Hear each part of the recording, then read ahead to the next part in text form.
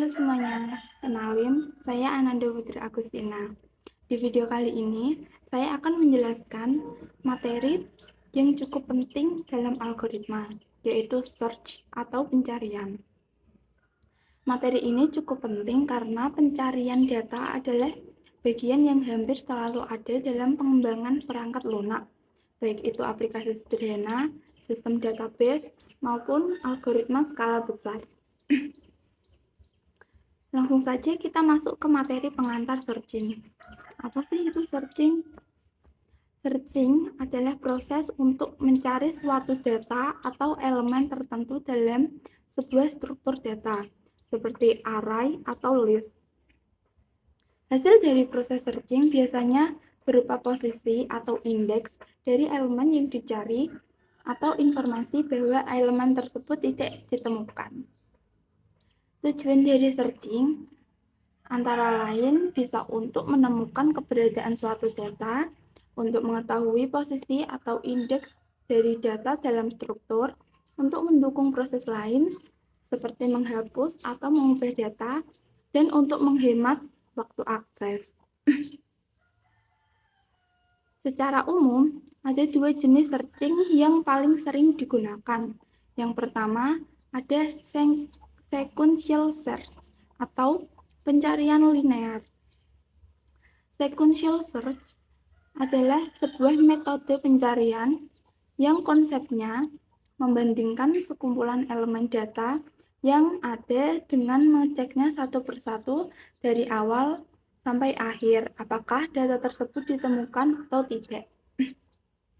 Cara kerjanya adalah dimulai dari elemen pertama dalam daftar, kemudian membandingkan elemen tersebut dengan elemen yang dicari. Jika elemen tersebut cocok, akan kembali ke indeks elemen tersebut. Jika tidak, akan lanjut ke elemen berikutnya. Jika mencapai akhir daftar tanpa menemukan elemen, akan dikembalikan ke nilai yang menunjukkan elemen ini tidak ditemukan. Ini adalah contoh implementasi dari sequential search. Tapi, supaya kita bisa lebih paham, saya akan mempraktikkannya menggunakan Google Colab. Sekarang kita perlu membuka Google Chrome untuk mengakses Google Colab-nya. Lalu kita membuat file name yang bernama sequential search. Sekarang kita langsung praktek implementasi algoritma sequential search atau pencarian berurutan. Pertama, saya buat dulu sebuah fungsi dengan nama sequential search dan parameter yang dibutuhkan ada dua, ARR yaitu list atau array yang ingin kita cari elemennya, dan target yaitu nilai yang ingin dicari.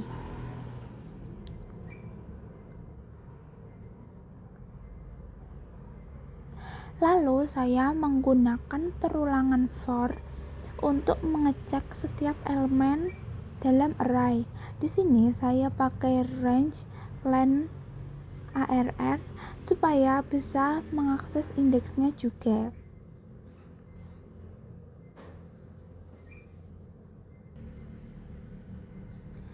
Kemudian di dalam perulangan saya buat kondisi jika ARRI sama dengan target, artinya data yang ingin dicari ketemu. Maka kita return I atau kembalikan nilai indeks di mana elemen tersebut ditemukan. Return I fungsinya untuk mengembalikan indeks elemen yang ditemukan. Tapi kalau sampai akhir perulangan tidak ditemukan, kita kembalikan -1 sebagai tanda bahwa datanya tidak ada dalam array.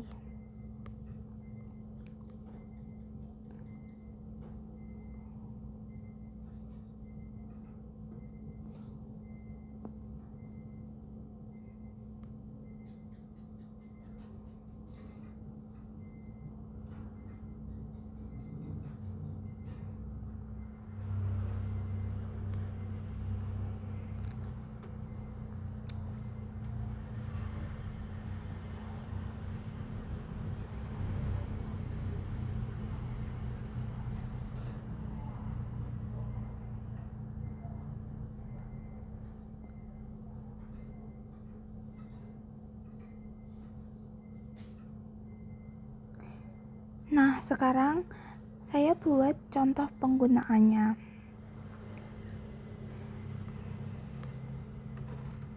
Saya memasukkan data yang berisi angka 10, 23, 45, 70, 11, dan 15. Kemudian kita harus menentukan targetnya. Di sini saya menentukan target 70.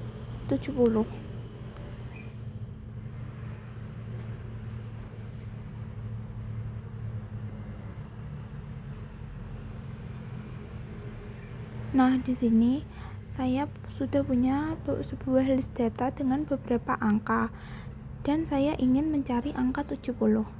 Kemudian yang saya panggil fungsi tadi kita buat dan simpan hasilnya ke variabel result.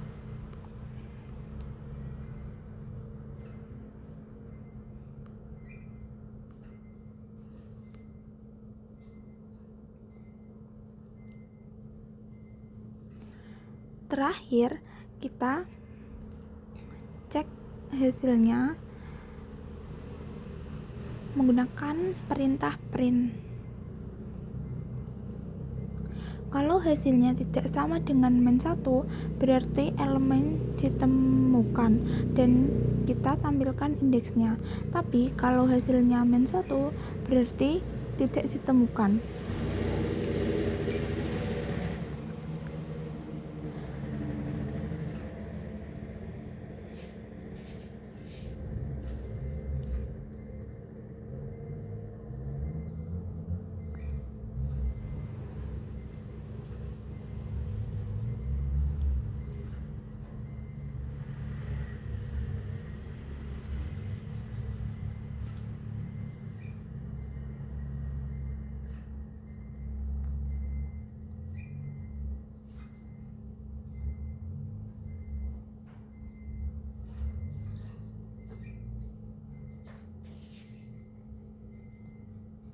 Kemudian kita run.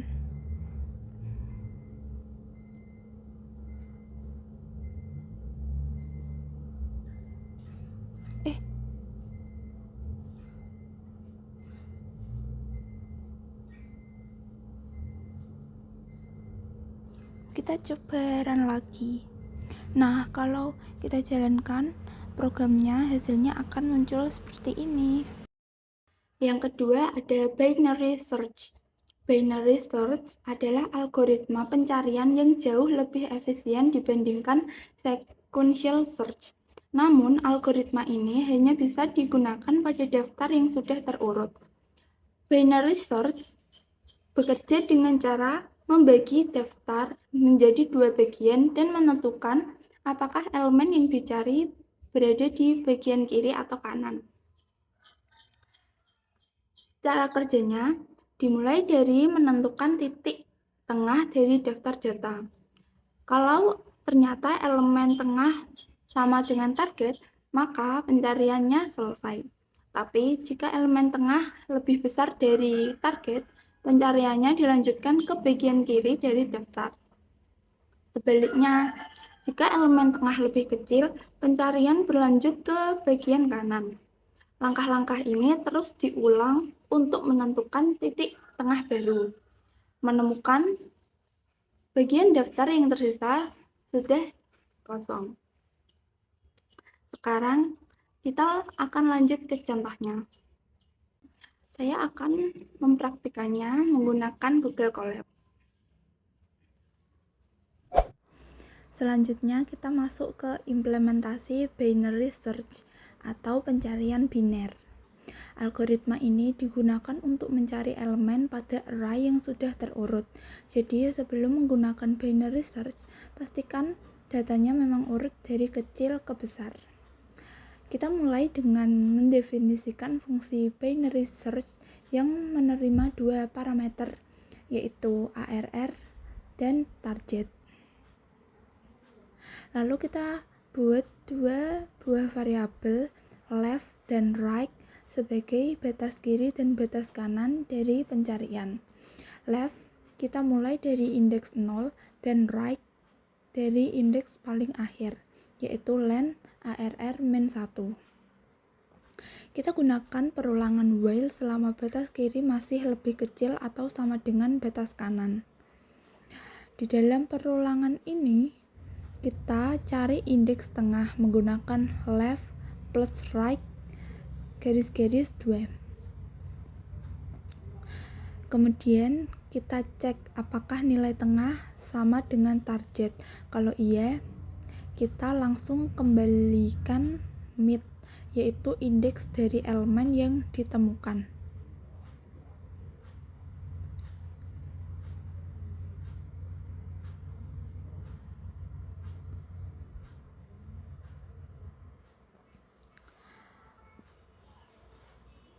Kalau nilai tengahnya kurang dari target, artinya data yang kita cari ada di kanan. Jadi, kita geser batas kiri ke mid plus 1. Tapi kalau nilai tengah lebih besar dari target, berarti kita harus mencari di sebelah kiri. Maka kita geser batas kanan ke mid min 1. Kalau data tidak ditemukan selama perulangan, kita kembalikan min 1 sebagai tanda elemen tidak ada dalam array. Sekarang kita buat contoh penggunaannya.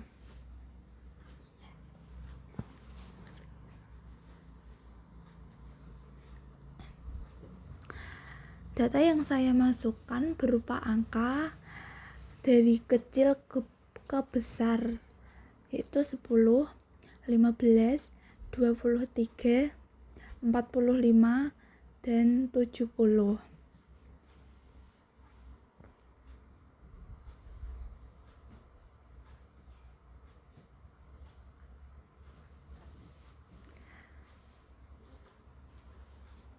Kemudian target yang saya masukkan adalah angka 23.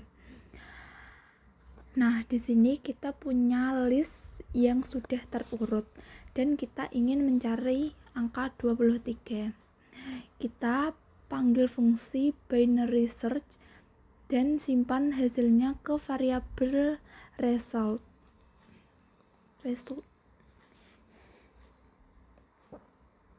Terakhir, kita tampilkan hasilnya dengan perintah print.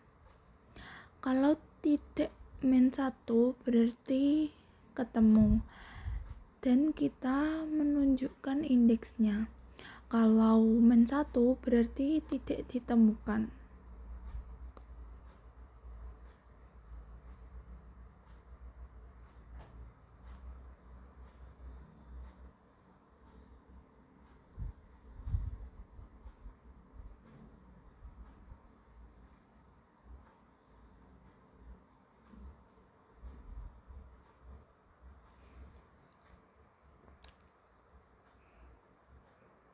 Kalau kita jalankan program ini, maka outputnya akan menunjukkan indeks di mana angka 23 ditemukan.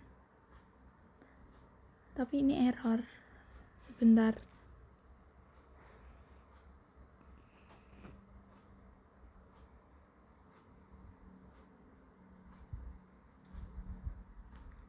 Setelah kita cek, angka 23 ditemukan di indeks kedua. Selanjutnya, kita lihat perbedaan antara sequential search dengan binary search dari beberapa aspek berikut. Aspek pertama, syarat data. Sequential search tidak perlu terurut, tapi binary search harus terurut. Aspek kedua yaitu cara kerja. Sequential search, cara kerjanya yaitu mengecek satu persatu data. Lalu binary search bagi dua dan mengecek tengah. Aspek ketiga yaitu efisiensi. Sequential search efisiensinya tergolong lambat, tapi binary search tergolong cepat. Aspek keempat, kelebihan. Sequential search sederhana dan fleksibel. Binary search efisiensi untuk data besar. Aspek kelima, kekurangan. Sequential search kekurangannya adalah tidak efisien untuk data besar. Binary search tidak bisa untuk data acak. Yang terakhir adalah contoh data. Sequential search contoh datanya yaitu 10, 23, 70, 15. Data ini tidak terurut, tapi tetap bisa digunakan dalam pencarian linear atau satu persatu. Yang kedua, binary search, yaitu contoh datanya 10, 15, 23, 45, dan 70. Data ini sudah dalam keadaan terurut, dan itu memang syarat utama agar binary search bisa menjalankan dengan benar. Jadi dengan perbedaan tadi, kita bisa simpulkan bahwa masing-masing metode memiliki kondisi dan keunggulan tersendiri. Pemilihan metode tergantung pada jenis data dan kebutuhan efisiensi pencarian. Semoga penjelasan ini dapat membantu teman-teman untuk memahami dasar dari algoritma pencarian. Terima kasih sudah menyimak sampai akhir. Kalau video ini bermanfaat, jangan lupa like, komen, dan subscribe. Sampai jumpa.